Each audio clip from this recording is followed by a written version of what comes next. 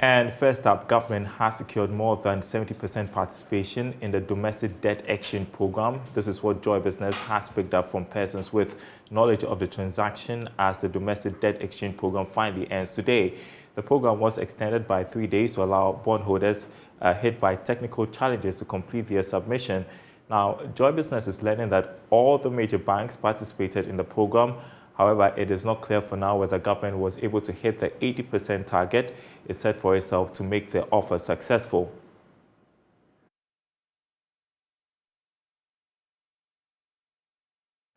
Meantime, former Finance Minister Setekwe is predicting difficult times ahead for the economy if government is unable to reach its 80% target for the domestic debt exchange program. Government has faced opposition from individual bondholders and pensioners who insist on being exempted. Mr. Tekwe believes the country will be worse off if government doesn't meet its target by Monday, February 13. Debt exchange is linked to the debt sustainability analysis that was done. And it's linked to two factors. Those are linked to two factors. One, it's a precondition for us to go to the board. And two, the debt exchange is calibrated with the debt, calibrated with the debt sustainability, because you will notice that, the condition by the fund is that, before going to board is that we must prove that our debt is sustainable and that we are capable of paying our debt. Remember, the fund itself is going to give us 3 billion. I think that has been, confirmed. 3 billion is not a small amount of money, right? And so the two things are linked. And so if you say that you are not going to pay interest in 2023, or you are going to pay 5% instead of 2021, that itself, if a debt sustainability analysis were done after you enter the fund program, will change the situation from what it was or what it is today.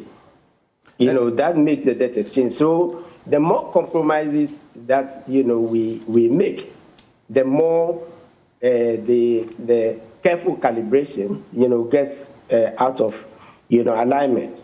And therefore, we must justify that other things can give. And this is where the expenditure question, which I raised, coming. If we cut expenditure, we can prove that part of the reason that we are getting, we are doing this is to cut expenditure. Then, who knows? The recalibration of the debt sustainability analysis can show that Ghana is capable, of meeting, of restoring, coming back to pay, its debt, which is having difficulty in paying as we speak. While pensioners are not giving up on their demand for total exemption from the domestic debt exchange program, they have been picketing all week at the Ministry of Finance. And guess who joined them today? Former Chief Justice Sophia Kwawu. She says pensioners should not be government's last resort. I'm a pensioner. I'm a retired person. Today, Friday, I don't have any calls on my time. And this is a good way of spending my time in solidarity with my peers and my comrades in arms, to put it bluntly. Yes, because as Chief Justice and as a retired judge, I have very good retirement terms. But it's by the grace of God. That is all. And therefore, if others are having a hard time because of this manner in which their contractual rights, I'm seeing it purely from a legal point of view, their contractual rights are being threatened, then I have to say something. I have to join them in solidarity. I don't need to talk to anybody involved in it. Their pain is my pain, because I have retired sisters, I have retired friends, and so on and so forth. And when the bell tolls, it tolls for all of us.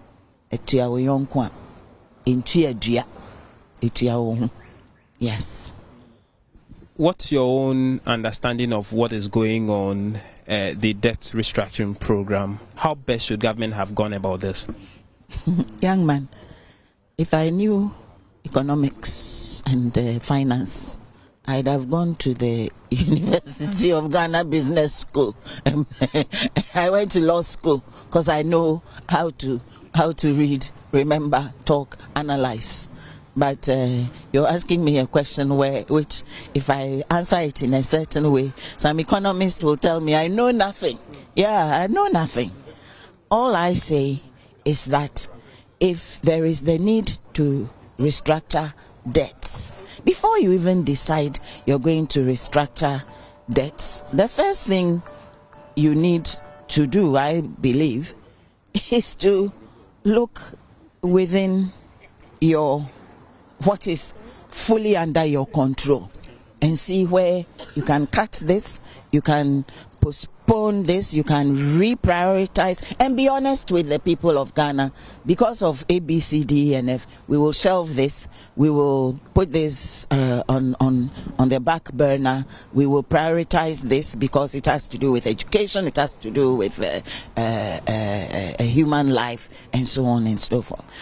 You don't just jump at the low-hanging fruit.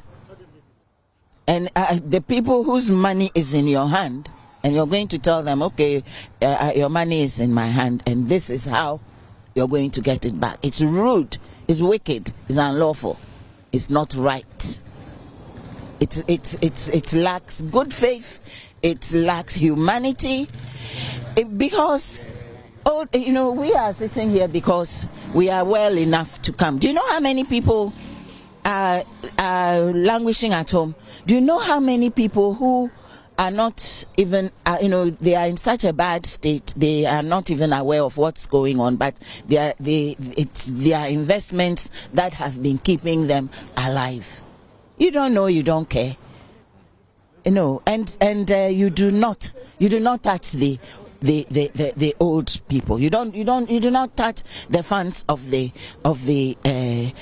aged when you have not done other things. You have not done due diligence. You have not checked on what other things you do. We are not your last resort. You haven't reached the point of last resort. If they think they've reached the point of last resort, they should prove it to us and show us why this is the only solution. And in any case, it's not a lawful solution. So they should not even go there. Because if they change the law today, it will not affect what has already accrued.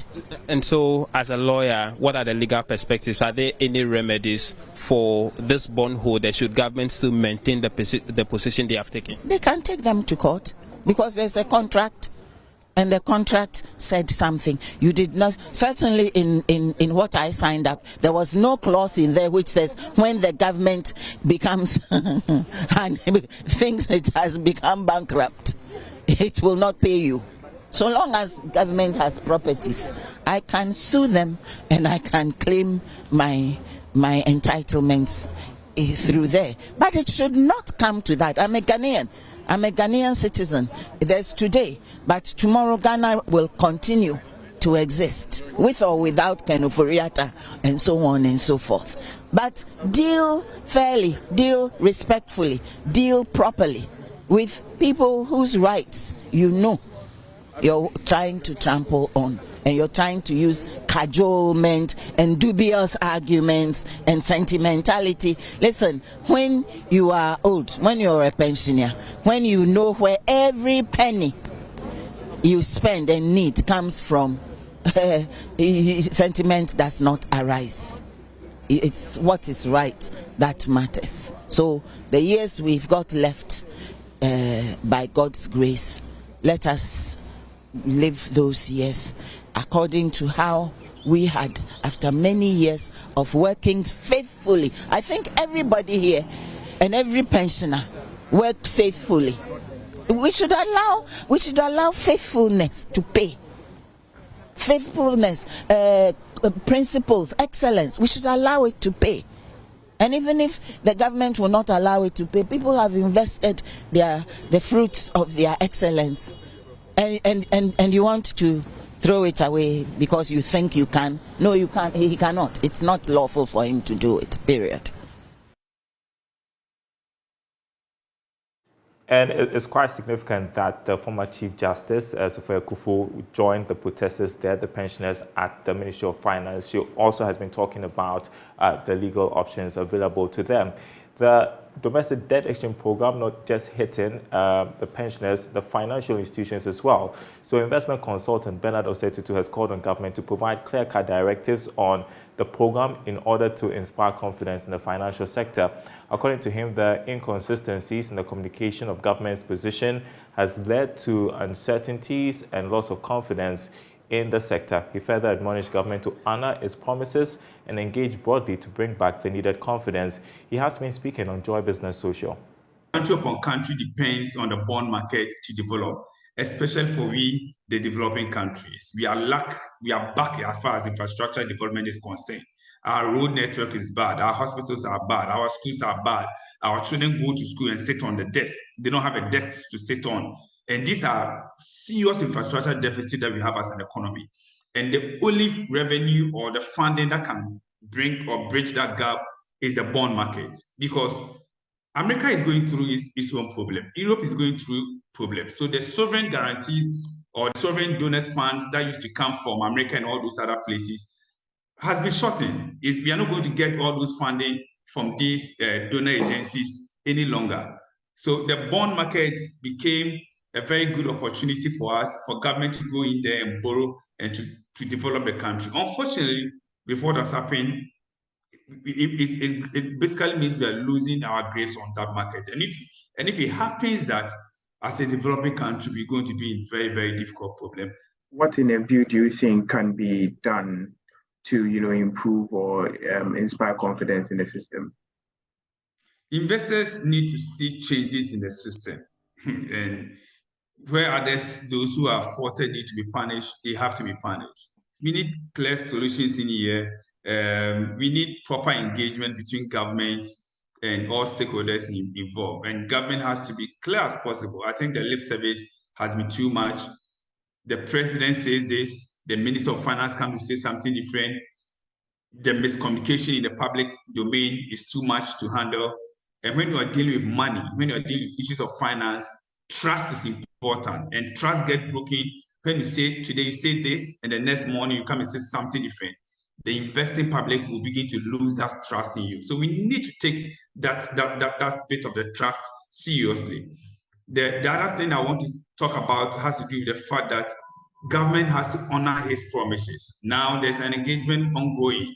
He has struck the engagement with those within the banking sector, those involved in the insurance industry through NIC. He has struck a deal with the Ghana Security Industry Association as well. He needs to make sure that all of the deals that he has struck with all of these entities, government must adhere to it. And when the time is due, he should make sure that he pays everybody's money for him on time. Well, away from the debt exchange program, some manufacturing firms have started downsizing the operations and laying off some of their workers. This is as a result of the rising cost of doing business in the country stemming from high taxes and utility tariffs. Some have even relocated their manufacturing plants to other countries and are now importing some of their products. Speaking on PM Express Business Edition, Chief Executive of the Association of Ghana Industry, Kwawu, said the development calls for immediate review of government's tax regime. Cautioning that even when we are not setting up more, we should be worried. What it means is that, and you really indicated at the beginning of our discussion, that you are not seeing industries collapsing. Yeah. And yet we are complaining. Yeah. And I'm saying that they have plans, they have projections. The fact that they are not able to move from point A to point B, when they had planned to do so, when they had projected to do so, when they had invested to do so, that should be of concern to us. But the situation is that if you don't take care, some will downsize, and I know some industries that are currently, reducing employees. That is happening. In fact, there's pressure. Some of them multinationals, for example, there's pressure from their head offices because they've dropped significantly in revenue, and taxes are going up. Cost of production is going up. So profit levels, some are even not. And if you look at our companies on the Ghana Stock Exchange, especially the manufacturing, for the past 5 years, some of them have not declared any significant profit. So it tells you there's a serious challenge. But the first option is not to sack people. But you talked about some multinationals that have started already, as in the downsizing. Oh, downsizing is inevitable. But do you think that is a wise route to go because you're not making profit? The easier thing to do is to let people go home. As I said, that's not the first option. It was the last option for the very last manufacturing firms. Yes, for some of them is the last. I mean, most of them is the last option before you because you don't want to lose your core staff. You don't want to lose your trained staff who are critical to your production and to your business. You don't want to lose them. That's the last thing everybody wants to lose. So normally what happens is that you get to a break-even point, and then below that, then you begin to ask yourself, am I able to continue the business? Maybe the first thing is to let the casuals. Some of them use casual labor, so then they drop it. Don't come again. Some of them, they reduce the number of your output, your volume of work. So then it reduces the cost a little bit. They have all kinds of arrangements so that it cushions you a little bit, but at the same time, they keep you going in terms of a little income that you can take home. And then ultimately, if it still doesn't work, then they will have no choice than to reduce. The Food and Beverage Association of Ghana is concerned about the rate at which imported raw materials are taking over the local market. According to General Secretary of the association, Sam Agri, more support should be given to local researchers to aid in reducing imports. He spoke to Joy Business at the second edition of the Agritech West Africa exhibition. The Agritech West Africa, with Food and Beverage and Food Park Tech Ghana exhibition, covers the entire value chain of agriculture industry under one roof with about 100 companies exhibiting from Ghana and beyond. According to the Beverage Association of Ghana, more investment is needed in technology. How it is now, technology is evolving, and therefore, as we are doing it, it will get to a time that you expect to change your machinery to expand your facility. And by expanding, you also need higher technology in doing these things. So the costs of doing all these things comes with borrowing. That is why I said, if you have to pay a high price for borrowing, therefore you cannot do that. Already when you are bringing in the machinery, they said you have some discount over there at zero rated value. The relevance in ensuring that we produce more of what is being consumed in Ghana is becoming alive. But then the cost of doing that is very high. And that is why we say government should look at it to ensure that these companies do not suffer, because wherever they are exporting to, it's also a good destination to set up your facility there. And therefore, we shouldn't give room for them to repack and go to that country and produce over there. The second edition of the Agritech West Africa exhibition, along with Food and Beverage Ghana and Food Park Tech Ghana exhibition, shall be held from the 15th to the 17th of March 2023 at the Accra International Conference Center.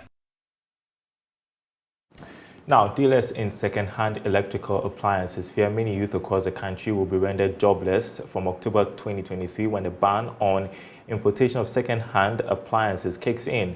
The Concerned Home Use Dealers Association has prevailed on the Energy Commission to consider their plea to lift the ban. Today on Our Business Journal, Mona Lisa Frimpong speaks with some of the dealers. We are in Kumasi, specifically Krofrom, the hub of home-used appliances. On a normal, busy day as today, you will find many able-bodied men going about their activities. But this morning, I find myself in the midst of some young men who sit here leisurely playing draughts, and they tell me that they are slowly being pushed out of business as a result of government's ban on the importation of home-used appliances. In the Krofrom suburb of Kumasi, Collins Nana Ejay Mensah, a distance learning student at the University of Education, Winneba, sits leisurely monitoring a game with a colleague. In times past, he would have been busy attending to customers, but two shops here which were stocked with refrigerators are under lock. This follows a ban on the importation of substandard second-hand home appliances by the Energy Commission. These include TV sets, air conditioners, washing machines, and computers. But we are packing fridges in Kwawu boom, and other one so you packing fridge, TVs, kettle, blender, microwave, and say for no washing machines. You 40 feet. I'm more bedroom or mobile free or cotton doors. What is it? Because of Nansa buying a sea or closing your money. It's all quite a marble clone to me for a winter container manema. And the Kaklana Momi de Bemameno, a do Saturday Name Kwanase, or any allegations. Collins is worried about making ends meet in the current circumstance. Because school, Miss Abuami Mammy, says here, welcome. Mommy 90 and 12 Misuga Manco school now, this Yamina day. And then your minds and never turn a messy town. What is here? Ebia Michelle, my boy soon. Pay for phone and black phone, me cotons in a mina. My tongue for a Nakasia, maybe a 200 cities. 200 cities, and intimate taking me a week, intimate taking me a month. Prominent in the second-hand electrical appliance value chain are the electrical appliance repairers. Since the announcement of the ban, business has taken a nosedive. So nti amaya adwuma no kwa na ekofom bebre the shop say o nyina no ya krosu no because of say advance in more a few of 4 years adwuma na say yetimi ntua. The repairers bemoan the difficulty in accessing spare parts of new electrical appliances. Uba shopper TVs no money fridges no nyama kan egu sa for mo ye nya ho pass. But at the same time no mono no ya mo kan so obenya ho bibi kwa da e wotration is a home use no. The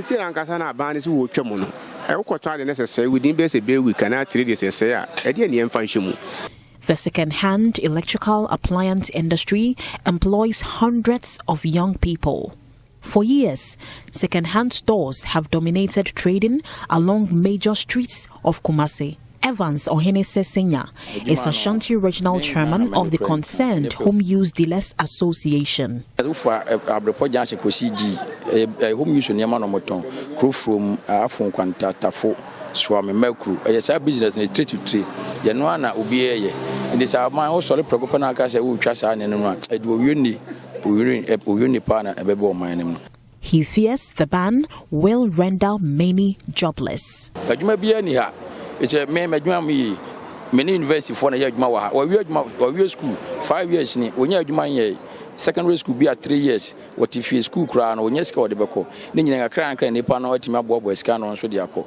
Despite the Energy Commission's quest to safeguard the health of citizens from the hazards of used electrical appliances, some dealers and patrons argue some new appliances are of low quality. Home use. So you got to na the bandico school crunch and I say and number one will be the complaint about so koto brand new now or so na FM. I'm so yeah to move for Munti. Say I'm to home use and then papa and that television also me to brand new one nibino. Ten that say Emma or fair me come say I say but maybe to home use small one nibino up to now I'm using it 2 years in and yeah shame. For the interest of all electrical appliance dealers, Collins wants second-hand products to be sold alongside the new appliances. The home use for no any omulem and a monophone so omunumulem the slene pa ya this legenia de tunanim because yes edumane doors on school for so or more kita diploma degree ne yakase na yes eduma we no. For Joy Business, Mona Lisa Frimpong reporting.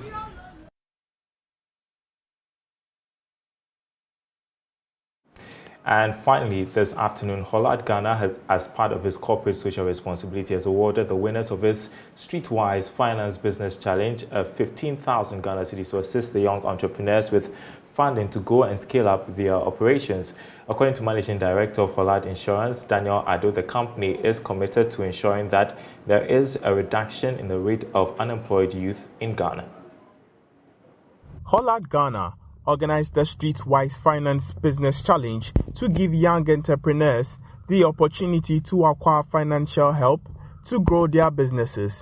The contestants were judged based on the feasibility, scalability, and sustainability of their businesses. The competition encompassed entrepreneurs from the University of Ghana and the University of Cape Coast. Speaking in an interview, Managing Director of Hollard Insurance, Daniel Addo, said the company is committed to helping young people develop their businesses to increase employment in the country. The business community has had reason to question the way the universities train graduates. I mean, we've always made the point that the instruction is too theoretical. So graduates leave and then they have no entrepreneurial skill, or they expect someone else to employ them, or they always expect to be told what to do. And we've made that claim for years. And when we found out that the University of Ghana has built an innovation center where they would train students to bridge this gap or to correct this problem, we were excited. And that's the reason why we are here. At Hollard, we strive to be a catalyst for positive and enduring change. So if we see any program started anywhere in the country that we think would have a positive effect on the country, we join. And we are passionate about this country. We are here to stay, and that's why we are here. Dean of the University of Ghana Business School, Professor Justice Bawale, added that the challenge provides an opportunity for the entrepreneurs and young graduates to effectively sustain their businesses. We have come to adopt this method of training our students. One, give them the theory of entrepreneurship, how to start a business and all of that. But two, give them the opportunity to try their hands on things. And they start by encouraging them to see what exists that they can do, encourage them, support them to come out with ideas. And that's the marketplace this afternoon. Thanks for watching, everyone. My name is Daryl. Kwawu. More news on our website, myjoyonline.com/business. Enjoy your weekend.